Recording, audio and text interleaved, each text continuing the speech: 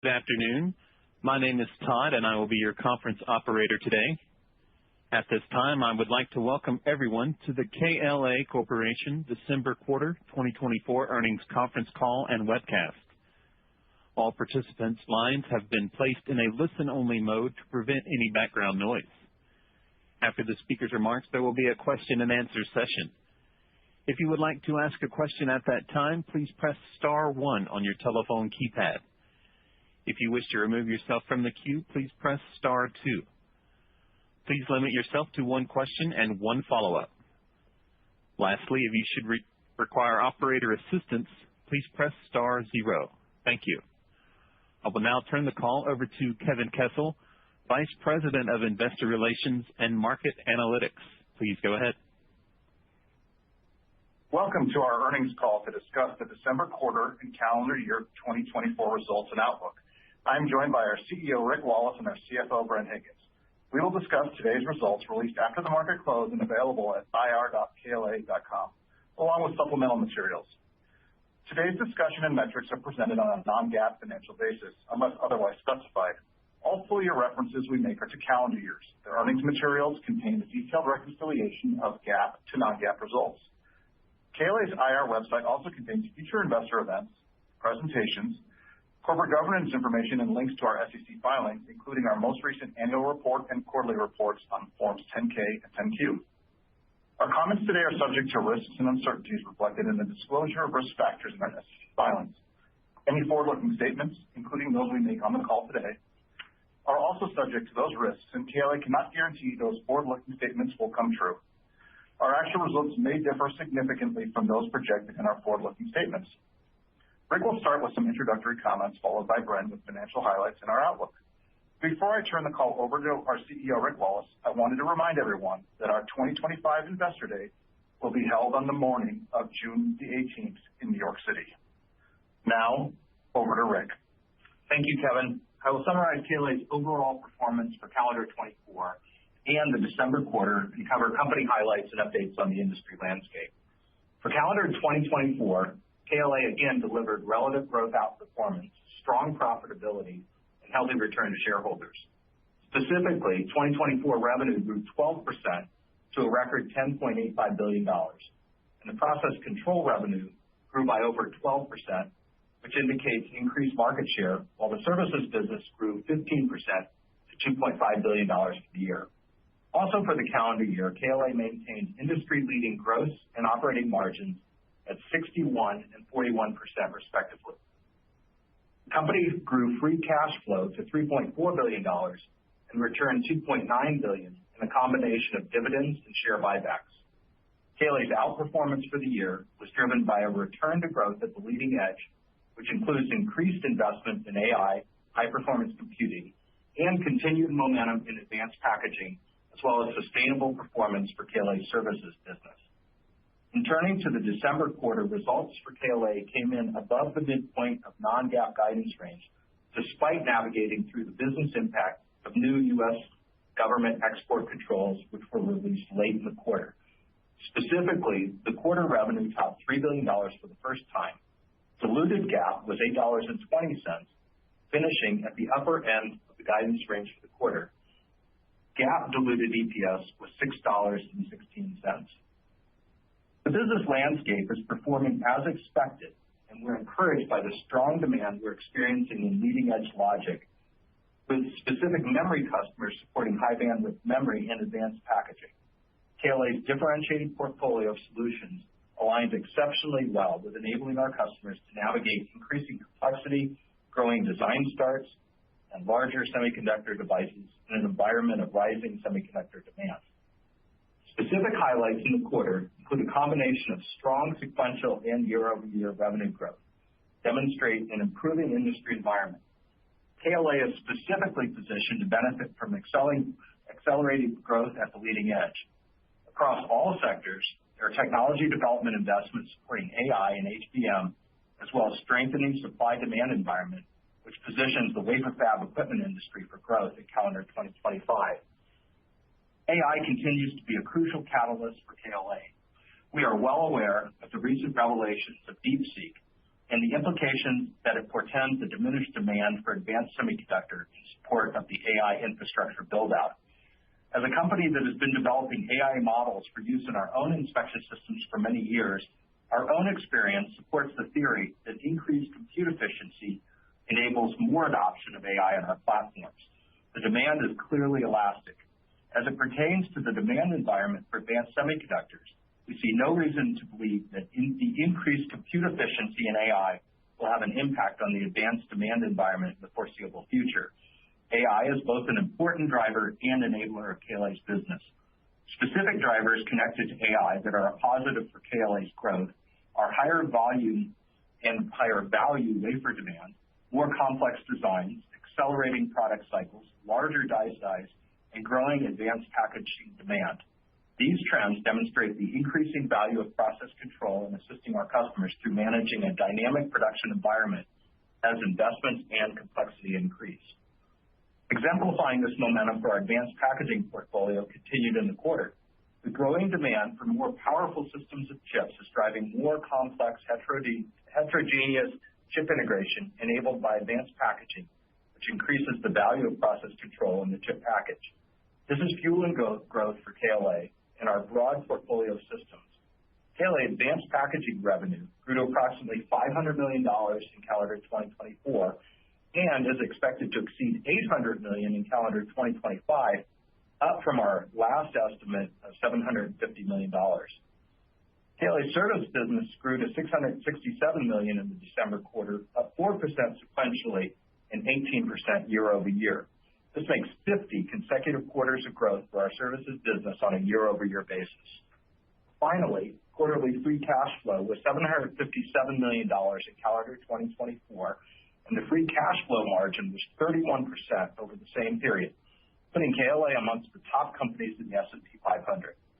Total capital return in the December quarter was $877 million, comprised of $650 million in share repurchase and $227 million in dividends. Total capital return over the past 12 months was $2.9 billion. KLA views consistent and healthy capital returns as fundamental to delivering value for shareholders. KLA's December quarter results delivered strong sequential and year-over-year growth, which validates KLA's process control leadership and portfolio strength. The KLA operating model and the dedication of our global teams continues to be the foundation of our sustained success. We'll now pass the call over to Bren to cover financial highlights and our outlook. Thanks, Rick. KLA's December quarter results demonstrate market leadership, combined with the consistent execution and dedication of our global team to meet customer commitments and drive sequential and year-over-year growth and profitability improvements. Revenue was $3.08 billion, above the guidance midpoint of $2.95 billion. Non-GAAP diluted EPS was $8.20, above the guidance midpoint. GAAP diluted EPS was $6.16. Gross margin was 61.7%. Operating expenses were $596 million. Operating expenses were comprised of $342 million in R&D and $254 million in SG&A. Operating margin was 42.3%. Other income and expense net was a $31 million expense. The quarterly effective tax rate was 13.7%. Net income was $1.1 billion. Cash flow from operations was $850 million, and free cash flow was $757 million. The breakdown of revenue by reportable segments and markets, major products, and regions can be found within the shareholder letter and slides. Moving to the balance sheet, KLA ended the quarter with $3.8 billion in total cash, cash equivalents, and marketable securities, debt of $5.9 billion, and a flexible and attractive bond maturity profile supported by strong investment-grade ratings from all three major rating agencies. During the December quarter, we retired our $750 million November 2024 bonds at maturity with cash on hand. KLA's balance sheet provides the ability to fund our growth strategies, organic and inorganic, and offer attractive capital returns to shareholders. Turning to our outlook, the industry outlook continues to gain momentum in the near term, driven by increasing investment in leading-edge logic, high-bandwidth memory, and advanced packaging. We expect the WFE market to grow by a mid-single-digit % in 2025 from the high $90 billion level for calendar 2024. Growth in calendar 2025 is expected to be fueled principally by increasing investment in both leading-edge foundry logic and memory to support growing AI and premium mobile demand, offset by lower overall demand from China due to the digestion of elevated levels of investment over the past couple of years. In an encouraging development, our top customer recently said in an earnings call that they expect the number of new tape-outs for N2, or the 2-nanometer node, in the first 2 years to be higher than both N3 and N5 in their first 2 years, fueled by both smartphone and HPC applications. As communicated in early December, we continue to estimate the impact on KLA's revenue in calendar 2025 from recent export controls in China to be approximately $500 million, plus or minus $100 million, with roughly 70% of the impact affecting our systems business. While we are hopeful based on our interpretation of the regulations that there should be licensing opportunities that will mitigate some of this impact, we are taking a cautious view given the significant delays in processing license requests by the U.S. government over the past few years. However, given KLA's business momentum, market share opportunities, and higher expected process control intensity at the leading edge across all segments, we are confident we will continue to deliver growth outperformance compared with the WFE market in 2025. KLA's March quarter guidance is as follows. Total revenue is expected to be $3 billion, plus or minus $150 million. Our revenue guidance is up 27% year over year at the midpoint, further illustrating the improvement we expect to see in calendar 2025.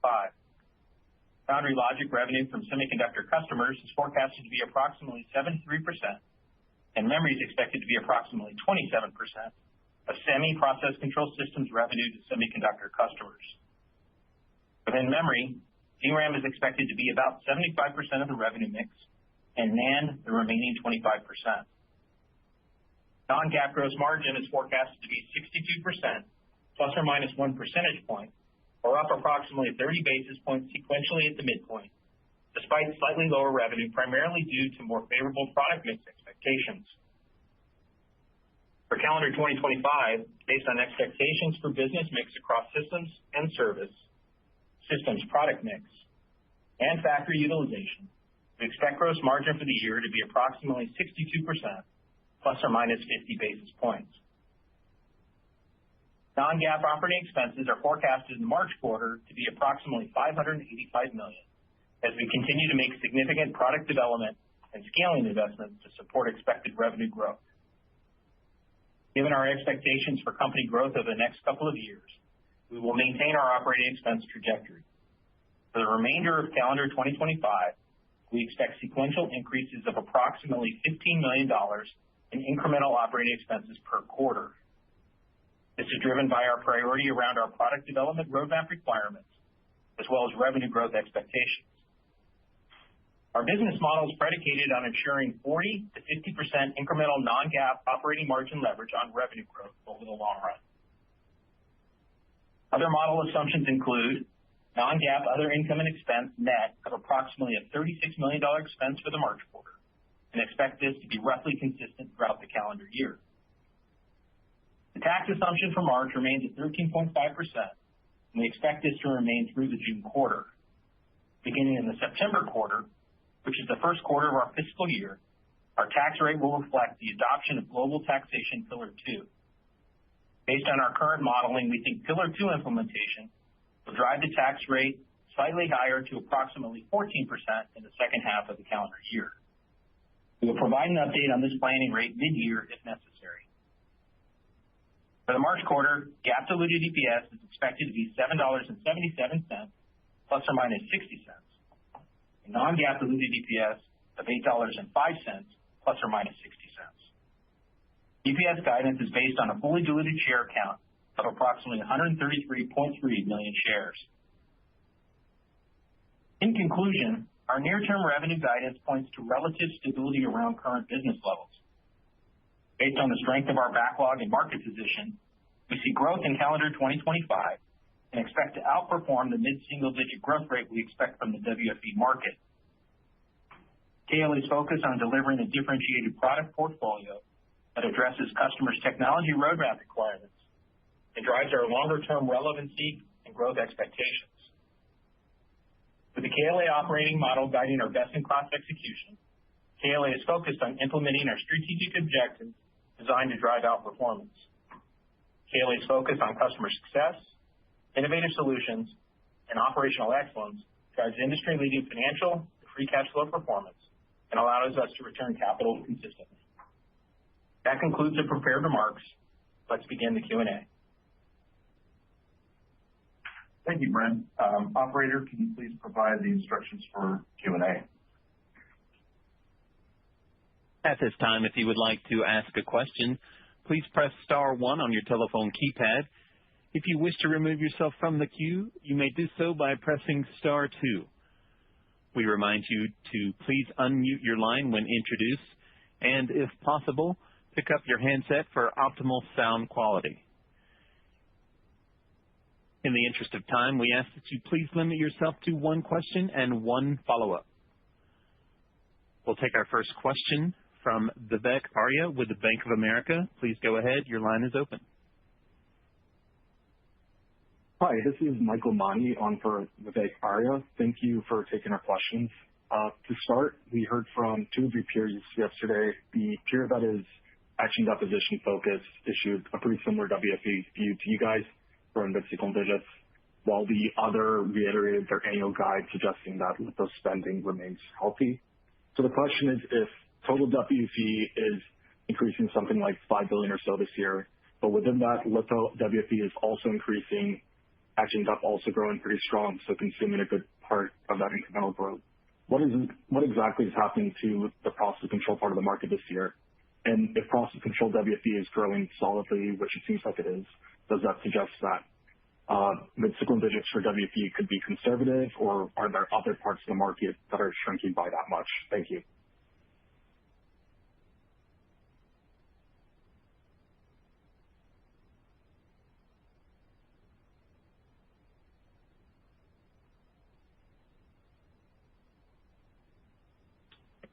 And pardon me, speakers, do you have us muted?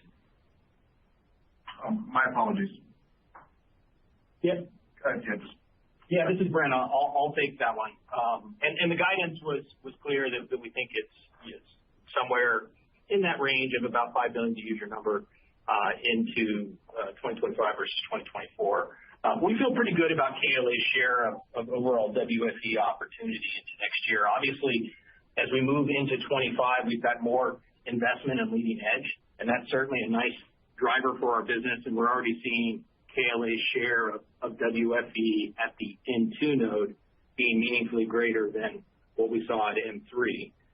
What's happening in DRAM, first, advanced DRAM is good for us with scaling and EUV, but also as you look at high bandwidth memory is also driving process control intensity due to the lack of redundancy, more complex logic circuitry in the base die, the need for more reliability, bigger chips, and so on.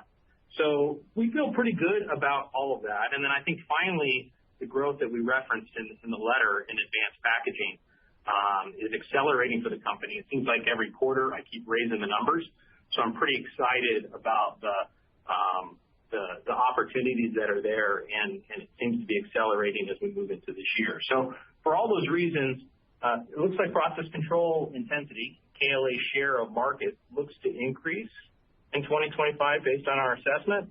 And in an environment where memory is probably a higher percent given expected growth in DRAM, I think the dynamics I talk about more than offset a slightly changing mix that's still foundry logic heavy, but a little bit more DRAM in terms of our views on 25. Got it. That's helpful. Thank you. And for my next question, just could you help us with the linearity for revenue this year to the best extent you can, just because we're kind of at a high watermark for revenue this quarter. So should we expect, maybe it to be more first half weighted versus second half, especially given China's normalizing into the year and then there's this impact of the export restrictions that we should consider? Thank you very much. Yeah, the second half, I'm not going to comment on it. As we said in the letter, we feel pretty good about relative stability as we look at the funnel here moving forward. We'll see, as we start to move through the year what happens. But in terms of, how we're modeling the company, it seems that we're bouncing around this $3 billion level, plus or minus, at least as we look at the first half of the year. Next question, please. Thank you. As a reminder, that's star one to ask a question. Our next question will come from Harlan Sur with J.P. Morgan. Please go ahead. Good afternoon. Thanks for taking my question. In process control, strong outperformance for the team in calendar 24. I think your process control systems business was up 15% year over year, right? That's versus WFE at up in a mid-single digits. But if I look back over the past 5 years, the team's process control business has outgrown WFE on average by about 500 to 700 basis points per year. So given this year is going to be more leading-edge technology inflection driven, which is where obviously you guys have a strong leadership position, is it fair to assume that if WFE is up mid-single digits percentage points this year, that your process control business should grow kind of low to mid-teens % in calendar 25? Harlan, thank you for those comments. Obviously, we're not going to guide for the year, but clearly we're feeling great about the position we have. And a couple things have changed, as you well know, in terms of the dynamics. One, because we've resumed scaling, there's more opportunity for more inspection. So I've always viewed the opportunities as being twofold. One, there needed to be an opportunity, and then we had to have a solution. And sometimes we've had the case where, for example, if you go back years to 3D NAND, where, of course, if we could have looked through and found defects, there would have been an opportunity. It was tough to do. But now we're really at an interesting point where the leading edge, every dynamic is going kind of in our favor. In terms of higher value wafers, you've got larger die size. We talked about this in the prepared remarks. And you've got accelerated technology nodes and more layers that need to be figured out. The other dynamic, of course, that is HBM is looking more like logic than it used to, less redundancy, more valuable die, and of course the dynamic around packaging.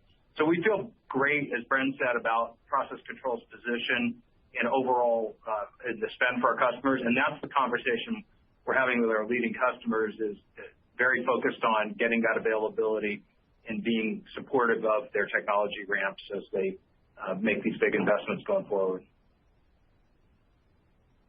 That's great. Thank you for that. And then on the 60% growth outlook for your advanced packaging business this year, can you just kind of help us unpack that a bit? How much of that mix is 2.5D packaging technology like CoWoS versus HBM versus other packaging types? And what is the rough mix of process control versus semi-manufacturing systems?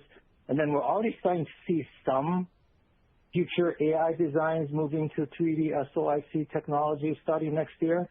Is this a further tailwind for the team, given the higher complexity of these next generation 3D architectures?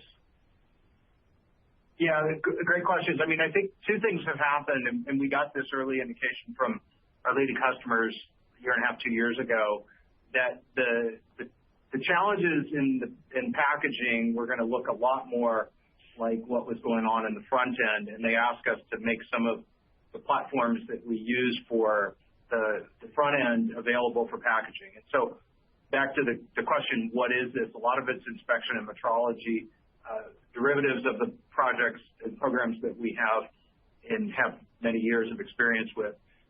There's clearly some plasma dicing, so SPTS is part of that overall solution. But there's no question that our customers are driving, as you know, it's a very expensive when you have these high-end chips along with this complex packaging and this HBM. The risks are very high if there's yield loss. So there's more inspection opportunity there, and we feel great about the continued growth as we go forward. Right now it's mostly 2.5, but 2.5 HB, but we see it's going to go forward, and our customers are. This is an area that's moving very quickly, and because they need these solutions, they're very focused on making sure we understand them as we go forward. Yeah, hey, Harlan, Bren here. It's about 65-70% semi-PC versus process. Great insights. Thank you. Thank you. Our next question will come from C.J. Muse with Cantor Fitzgerald. Please go ahead. Yeah, good afternoon. Thank you for taking the question. I just wanted to dig a little bit deeper in your outperformance relative to WFE. Within that, you're including that $500 million China hit. And so we'd love to hear, I guess, beyond the rising process control intensity at 2 nanometer and HBM, are there other drivers, or are those the two principal ones we should be thinking about? Yeah, CJ, those are the two principal ones. Plus some share gain. Yeah, you've got higher intensity at the node, and to Rick's point, we feel very good about some product momentum in a number of our markets. So and then I think finally, as you look at that and you look at what's driving growth within process control, you've got an acceleration in certain products where we have a strong market position. So they're influencing the growth rate obviously more relative to the overall. So that also drives an improvement in share. Optical pattern inspection being one of those areas. Well, and reticle. We saw some improvement in some of the work in reticle, and including the Gen 5 CJ for print check, which is obviously shows up in the optical, but it's part of that solution. So look, we're feeling pretty good, and there was some investment made by our customers to support prior nodes once they realized that there was still a yield opportunity there. Just to follow up on that, Rick, you talked about share gain. Can you elaborate on that? And then my second question would be on service. You talked about hitting kind of the long-term growth rate over time, but would be curious, given kind of the China impact, how you're thinking about growth for overall service in calendar 25. Thanks so much. Sure. So on the share side, I think there's a couple areas that might be more obvious than others. One is optical, simply because optical grew disproportionately, perhaps, than the rest of the market, and we have a large share there, so that creates a greater overall position there. We had some really strong momentum in E-beam, but then the other area where we really saw some strong performance was in packaging. And so that's the one where the teams have really done a great job focusing the last couple of years, and we've been able to see continued momentum there. So we feel pretty good about it. Obviously the numbers for the year aren't going to come out, but we have gained a lot of share in the last couple of years, and the question was, would there be any retrenchment? We feel pretty good about where we are. For service, anytime you lose access to a fab, you have the immediate headwind that you can't get access to that equipment. So as I look at growth this year, I think growth is probably in the high single digits for service, which is below the long-term model. We outperformed the long-term model by a little bit in 2024. Over time, though, it's generally our view, at least in terms of how we run the company, as we think about the efficiency of the market, that if you have fabs that are inhibited from being able to supply, that capacity has to get added somewhere else, and so that would create an opportunity for us to make some of that up over the very long term. So, and obviously that would mean that you would end up with whatever was spent before would have to be replaced somewhere else. So I think over the long run, we feel pretty good about the growth trajectory in our long-term model. But in the short run, it does affect, obviously, your ability to get at that capacity, which puts pressure on the growth rate and also puts some pressure on our ability to move resources around. And so we'll have to deal with some inefficiency as we've staffed up to support those fabs, and now we have to move those folks to support other customers. So there's a few moving parts, but in the long run, we feel pretty good about the trajectory, given the higher value offerings, what we're seeing in terms of pricing as it relates to new products, the opportunities in packaging for incremental service. So I think that the drivers for service are all pretty compelling. Obviously, the install base is growing, lifetimes are increasing. So in the long run, we feel pretty good about the long-term target. Thanks so much. Thank you. Our next question will come from Joe Quatrochi with Wells Fargo. Please go ahead. Yeah, thank you for taking the question. Just to follow up on the services impact from China, just given the fact that most of your services is highly recurring, do we just take that, I guess, quarterly kind of run rate impact all in the March quarter, and then grow from there, or is there further kind of headwinds to think about in the out quarters? Yeah, I think that's the way to think about it. Because you lose what you would have gotten at those fabs, and then it grows from there.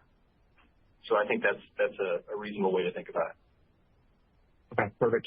And then just thinking about capital intensity for process control on the DRAM side, can you talk about just the difference in HBM process control intensity relative to conventional DRAM, just how to think about that adoption? I know obviously EUV being adopted across the board is helpful for you guys too. Yeah. So as I said earlier, right, with an HBM device, you've got a few things that are happening. You've got bigger die because you have to drill the TSVs. They're bigger, so you have less redundancy, which historically has been pretty significant in DRAM, and so that's been a headwind to process control intensity. The logic circuitry is more complex. The reliability on all the die in the stack is higher. So for all those reasons, it's very good for process control intensity. I think overall for DRAM, it's moving the needle probably somewhere from, we'll call it the 9 to 10 range where we've been historically as a percent of WFE, that it probably moves up, a good 100 to 150 basis points from there. Now, obviously, mix will affect that. Most of the focus is on HBM in terms of new requirements. So, mix dynamics could affect that, but we feel pretty good about these dynamics as they affect and drive the DRAM market. And it's most pronounced in the latest technology nodes, and that's where we're seeing it more. And so it's going to take a little bit of a time for us to really figure out what that overall looks like. I think by Investor Day, we should be in a pretty good position to talk about it on a longer term basis. Helpful. Thank you. Thank you. Our next question will come from Timothy Arcuri with UBS. Please go ahead. Your line is open. Thanks. Bren, can you give us RPO? It was supposed to be up. Can you give us the number? Yeah. So RPO was down about $900 million. About half of that was related to deep bookings we took due to the December 2nd regulations. So about half of it related to that, and then the other half, shipment levels were higher. So that's how it played out in the quarter.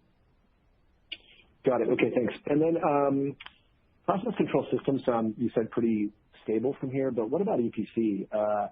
It was up a lot this quarter. It grew a lot it didn't grow that much, but it grew a lot in Q4. So how to think about it for this year? Can it grow 10, perhaps low double digits this year? Yeah, I think overall EPC is probably going to be about mid-single digits. You have to remember that what shows up in EPC is flat panel business. And so at the end of this quarter, we will be done shipping systems for flat panel after we announced end of manufacturing 12 months ago. So you have the flat panel revenue coming out. And so obviously that in this year affects the overall growth rate of the EPC businesses as we report those segments. So overall, we feel pretty good if you look at SPTS growth, especially semiconductor, mostly driven by advanced packaging growth year to year. ICOS, component inspection, again, a packaging-centric business, is also growing. PCB businesses are more tied to mobility and capacity, so less growth in those areas. And then, of course, you got the offset from losing the FPD piece. Now, losing the FPD piece does enhance the margin ratios, right? Gross margins probably 20 bits higher. I think operating margins are probably 30 bits higher because the revenue mix is a little bit richer, and certainly that's factored into how we guided gross margins as we look at next year, or look at this year, 2025. Thank you, Brent. Thank you. Our next question will come from Krish Sankar with TD Cowen. Please go ahead. Yeah, thanks for taking my question. And Rick and Brent, thanks for quantifying the $500 million plus or minus impact from export control. We also spoke about, China WFE digestion. I'm just kind of curious, if you layer in the digestion from China, how to think about your decline in China sales year-over-year on top of export controls in 25 versus 24? Yeah, I'll try to help with that. I mean, obviously, we'll have to see how the year plays out. But if you look at how we finished the year, right, this last quarter was 36%. We finished the year at 41% of our business in China. As we look at 2025, I think that percentage drops to about 29% plus or minus a point or two as we go forward here. And so when you do the math on that, assuming the stability that we articulated about our top line, as we think about where we are right now, that translates into the overall China business down somewhere around 20% or so. Got it. That's very helpful. And then another question is, again, on China, I apologize for this, but, when you look at your numbers compared to some of your peers, over the last 2 quarters, your China sales have been more resilient compared to your peers. Is it due to the wafer business, or is it because China is building domestic critical capacity? Like, what's happening there that kind of makes you relatively more resilient to your peers? Yeah, I think the easiest way to think about it is you have to remember that KLA is really about helping customers qualify process and speed, time to results, yield learning, and so on. And so as a result, you end up with particularly with greenfield fabs, a higher level of adoption as that fab's opening and more continuous investment at lower levels. So when a customer goes to add a significant amount of capacity, obviously more capacity-centric peers are going to participate, but then they'll get it in that quarter and then it'll fall off, where ours tends to be a little bit more consistent in terms of the investment profile. And so it also, I think, tends to hold up because I think the value of process control, given the maturity of those operations, is pretty high. Got it. Very helpful. Thanks a lot, Bren. Thanks. Thank you. Our next question will come from Tom O'Malley with Barclays. Please go ahead. Hey, guys. Thanks for taking my questions. Mine's a little short-term oriented, so forgive me here. But the last 2 evenings, we've seen you and a competitor kind of talk about better NAND pretty significantly into the March quarter. I was just hoping you could give us a little more detail. It didn't sound like from a sequential basis you had really called that out. I don't think you gave a ton of details, so that would make sense that we didn't see it coming there. But just maybe describe what's happening there. Is that coming from a single customer? Is that coming across multiple customers? I totally understand it's a much lower base from you guys, but would love to try to figure out where the strength is coming from just on a sequential basis into March. Yeah, strength at pretty low levels. It's pretty broad-based. We have seen the NAND business tick up, right, over the course of 24 and into 25. We expect a little bit more improvement there. I think overall for the industry, off of a very low level, there's likely to be some WFE growth there, but it's not significant. And as a percentage, it's bigger, obviously, given the level of WFE it's at presently. But would expect to see that improve a little bit moving forward, but not a lot in 2025. Gotcha. And then on the DRAM side, clearly there's debate in the broader market. You guys called out AI in some of your prepared remarks, but it seems like there's some share jockeying that's currently taking place. It sounded more positive for the year, your kind of view on the DRAM side.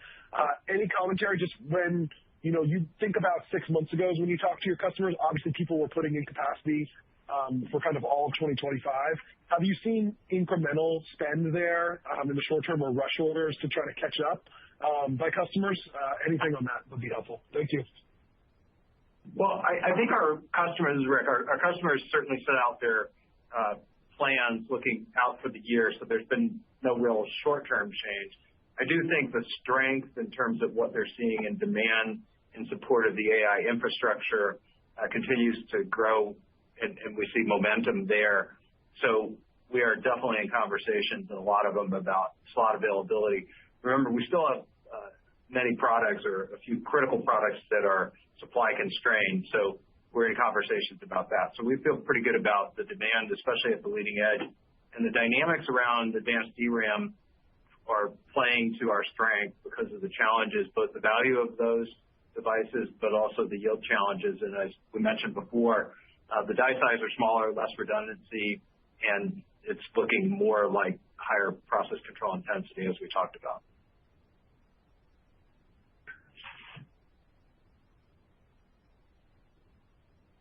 Next question, please. Thank you. Our next question will come from Chris Caso with Wolfe Research. Please go ahead. Yes, hi, thanks. Just a follow-up question with regard to the China impact, and you've given some color on what you expect that for the year.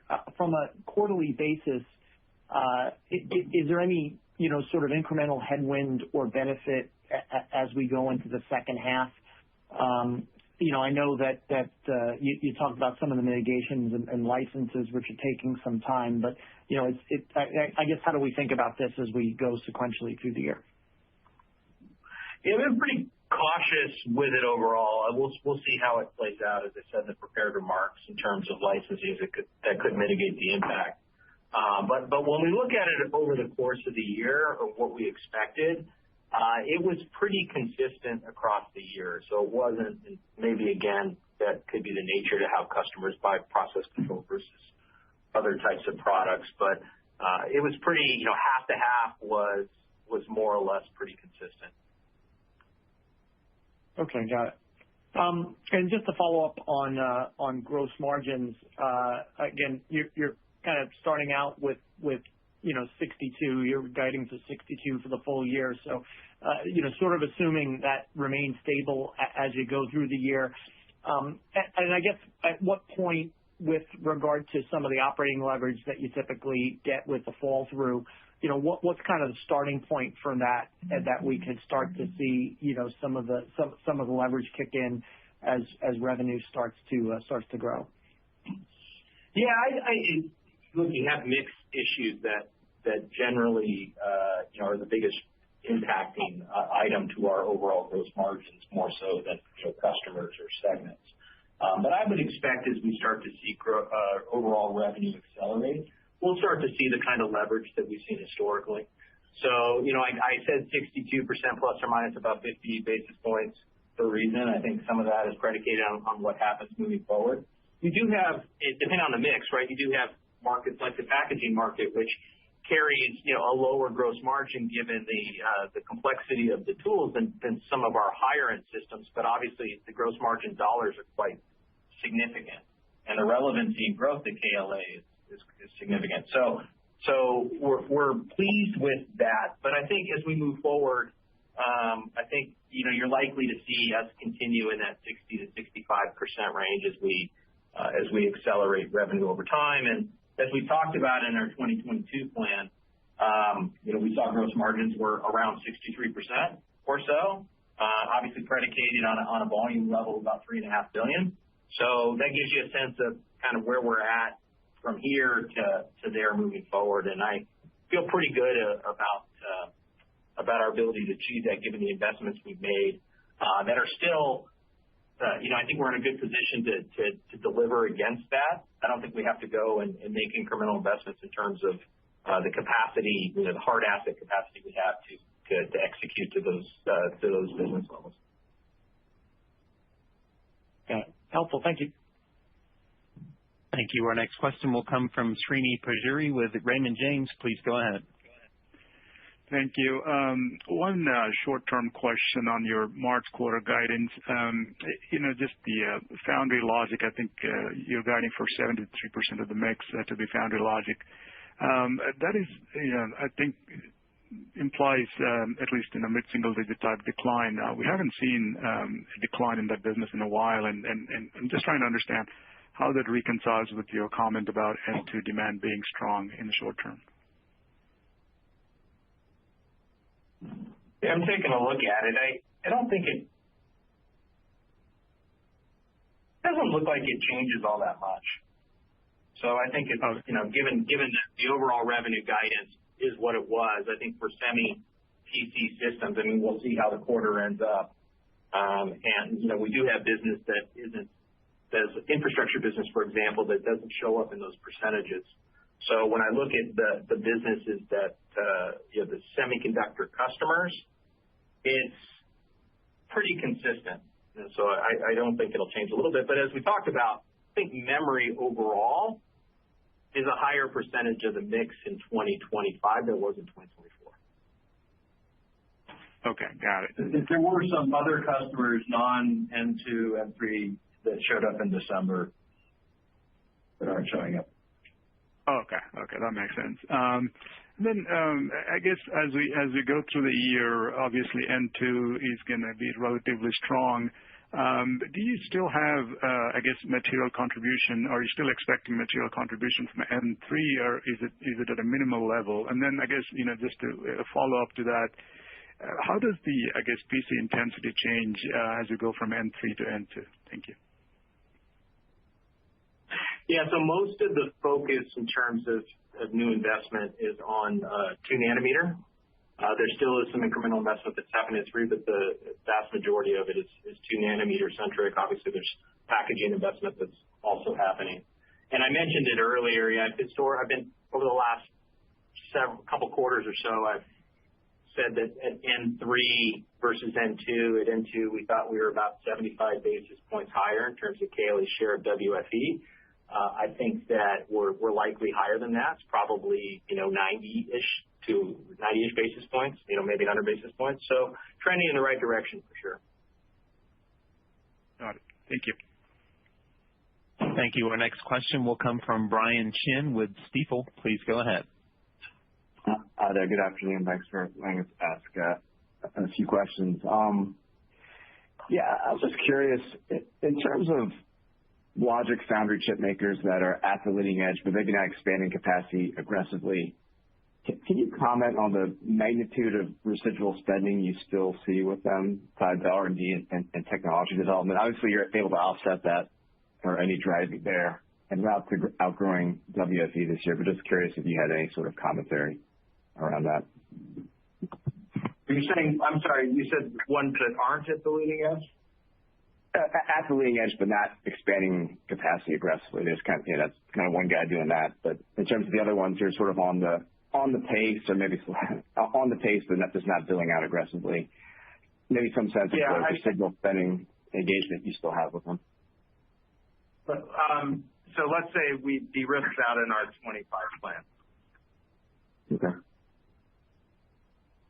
Fair enough. And then maybe just carrying forward that last question, how about the process control intensity going from 2 nanometer gale around to 16A? Because I think they're kind of meant to be somewhat closely coupled to some degree.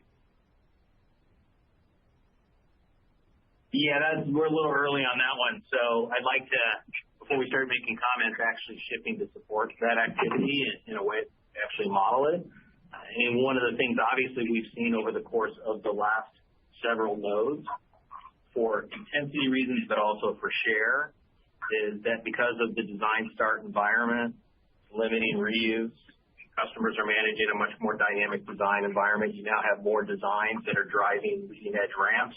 All these things have been positive factors, and then there's a share element as well. This fundamental, I think, shift moving forward in the composition of semiconductor revenue to larger, higher value die with defect density is very problematic, I think plays to growing opportunities for process control. We have to execute on our programs to be able to deliver the right solutions for customers to solve their problems and solve the right problems at scale to production. But I think if we execute in our own business, it does create an opportunity for us to see continued tailwinds in this area. Yeah, and let me give a little more perspective too, because we've actually usually, if the spending is done at a node, that process control intensity is kind of set. But what we've seen happen is when we have new solutions that find new defect problems that are yield impacting, we've seen some backporting of that. So in other words, you might see some systems going into prior nodes, which actually drives those intensities up for the prior node, which is the new baseline to go forward. So we think part of the outperform is the fact that we're actually have more solutions that solve the problems. We've always had more opportunities than we've had answers for in terms of customers trying to figure out how to learn quicker and adopt new technologies. But our technologies are really coming together in a way that we think it's both share, but also it drives adoption simply because we're solving more problems. So when we look at what we're seeing for N2, we feel pretty good about the potential to help our customers ramp those nodes, and that'll be a basis on which to build going forward. For example, a lot of people didn't model early on the reticle verification on wafer, the print check that we're using for Gen 5. That's essentially a new application. Once people valued that, then they might even go back and backport some of that capability when there's yield opportunity. So we feel pretty good about where we are in terms of driving overall intensity, and that'll be part of the message we share at our Investor Day is how we see that going forward, which will include the node you talked about. Okay, great. Thank you. Thank you. Our next question will come from Charles Shi with Needham & Company. Please go ahead. Yeah, good afternoon. Thanks for taking my question. I think that you guys don't want to explicitly call out the direction for the second half in terms of the growth relative to the first half of the year. But it sounds like the base case assumption from you guys is you're probably going to be around that $3 billion per quarter level, maybe throughout the year. Maybe some of that is contingent upon whether you can get some export licenses for that $100 billion impact from the latest export control. But is there any other swing factors that you probably don't have a conclusion yet, but that could support some of the second half growth? Is there anything that you haven't mentioned? Well, look, licenses, as we said earlier, we haven't built that into the plan, and so we'll see how that plays out. And I think, the stabilizing around current levels as we look forward, it seems like we're operating around this level. And, as we even go beyond, the middle of the year, we'll see what happens. We mentioned earlier about de-risking some opportunities, and so we'll see how those potentially play out around certain customers. But that could be a swing factor as well. And I think that, back to what we said about, certain parts of the market, we've been a little bit more cautious on. We'll see if there's more upside in China that I think we've tried to de-risk that relative to the levels of investment we've seen over the last couple of years. But we'll see how that plays out as we move forward. But I think we're, for now, it feels like around the current levels is the best that I can do from a guidance point of view. Thanks, Bren. Maybe a quick follow-up. What's the expectation for China revenue contribution into March quarter?